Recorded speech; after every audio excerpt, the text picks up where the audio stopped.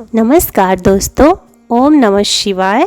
आज हम आप सबके लिए सावन महीने भोलेनाथ की एक बहुत सुंदर कहानी लेकर आए हैं। एक समय की बात है, किसी गांव में एक बूढ़ी अम्मा अपने बेटे के साथ रहती थी। माँ बेटे बहुत मेहनत मजदूरी करके अपना गुजारा किया करते थे। एक बार बूढ़ी माँ के मन में विचार आया कि अब हमारा पुत्र विवाह के योग्य हो चुका है, हमें इसकी शादी कर देनी चाहिए।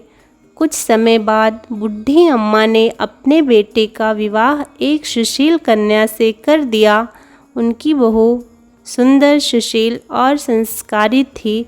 वो नित्य प्रति जल्दी उठकर घर की साफ सफाई करके स्नान कर और भगवान शिव का अपने घर में ही पूजन किया करती थी। विवाह के कुछ समय बाद सावन का महीना आया। बूढ़ी अम्मा की बहू भगवान भोलेनाथ की अनन्य भक्ति थी। उसके मन में ये विचार आया कि वो मंदिर जाकर भगवान भोलेनाथ की शिवलिंग पर जल अर्पित करे। अपने मन में आए विचार को उसने अपने सासू माँ से कहा, माँ जी, सावन का महीना शुरू हो गया है, मैं शिव मंदिर जाकर पूजा पाठ करना चाहती हूँ, शिवलिंग पर जल अर्पित करना चाहती हूँ। लेकिन बूढ़ी अम्मा ने मना कर दिया और कहा कि घर में पूजा कर लो, मंदिर जाने में समय बर्बाद होगा और इतनी देर में तो घर का सारा काम हो जाएगा।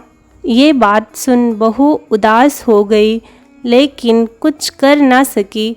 उदास होकर घर के कार्यों में लग गई। उस दिन उसने कुछ अन्न और जल मुंह में नहीं डाला। अगले दिन बहू कुएं से जल लाने गई। रास्ते में दो लड़कियां पूजा की थाली लेकर जा रही थीं, तो बहू उनसे पूछी, आप सब कहाँ जा रही हैं? तो लड़कियां बोली, सावन का महीना लग गया है, अब मंदिर जा रहे हैं भगवान शिव की पूजा करने। ये सब सुन वो उदास हो गई और बोली, भगवान शिव मेरे आराध्य हैं, लेकिन मेरी सासू माँ मुझे मंदिर जाकर पूजा करने से मना कर दिया। तब लड़कियाँ बोली, कोई बात नहीं, आप हर रोज़ इसी समय पानी भरने आया करो और हमारे साथ मंदिर चला करो। तो उसने बोला, लेकिन मेरे पास पूजा की कोई भी सामग्री नहीं है, घर से लाऊंगी तो सासू माँ नाराज़ हो जाएंगी। तब लड़कियां बोली, कोई बात नहीं, आप मेरे पूजा की सामग्री से पूजा कर लेना। ये सब सुनकर वो बहुत प्रसन्न हुई और हर रोज़ उनके साथ मंदिर जाने लगी और भक्ति भाव से पूजा कर उन पर जल चढ़ाती थी और भोलेनाथ से कहती, मैंने अपनी सास से ये बात छिपाई है, मुझे क्षमा कर देना। ऐसे ही पूरा सावन का महीना बीत गया और आखिरी दिन सोची, पूरा महीना मैंने इन लड़कियों के सामग्री से पूजा करी है, पर आज मुझे कुछ अपना अर्पित करना चाहिए। ऐसा सोचकर उसने अपने नाक से सोने की नथ उतारी और धुल कर शिवलिंग पर चढ़ा दी और फिर घर आ गई। और घर आने पर अपनी सास से नज़र छिपाकर इधर उधर घूम रही थी, क्योंकि वो जानती थी कि उसकी नाक में नथ न देखकर सासू माँ पूछेंगी। पर अचानक सास की नज़र बहू के नाक पर गई और नाक में नथ न देखकर पूछी, बहू तुम्हारी नथ कहाँ है? तो उसने बोला, अच्छा ये बताओ, आज तुम कहाँ कहाँ गई थी? तो बहू बोली, सुबह मैं पानी भरने गई थी, तब तक मेरे नाक में नथ थी।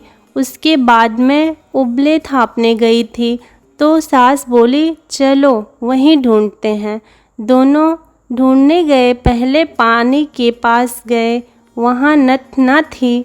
तब बोली, चलो उबले के पास चलते हैं। फिर दोनों उबले के पास गए और उसने बहू से कहा, चलो ये उबले तोड़कर देखते हैं। जैसे ही उबले तोड़ रही थी, दोनों के ही उबले में से एक एक नथ निकली और सास बहू दोनों सारे उबले तोड़ तोड़ कर देखने लगी। जितने ही उबले तोड़ते उतने उबलों में से नत निकलती जा रही थी। तब सास बहू की तरफ देखकर पूछी, ये सब क्या है? तो बहू ने क्षमा मांगते हुए सब कुछ बता दिया। बहू की बात सुनकर सासू माँ बहुत खुश हुई और सास बोली, अब हर सावन के सोमवार को हम शिवलिंग पर जल डालेंगे। श्रावण मास आते ही सास और बहू नियम पूर्वक मंदिर जाकर भोलेनाथ जी की पूजा अर्चना की और उनकी पूजा से प्रसन्न होकर भोलेनाथ जी के आशीर्वाद से बुढ़ी माँ का घर अन्न और जल से भर गया। घर में किसी चीज़ की कमी ना रही।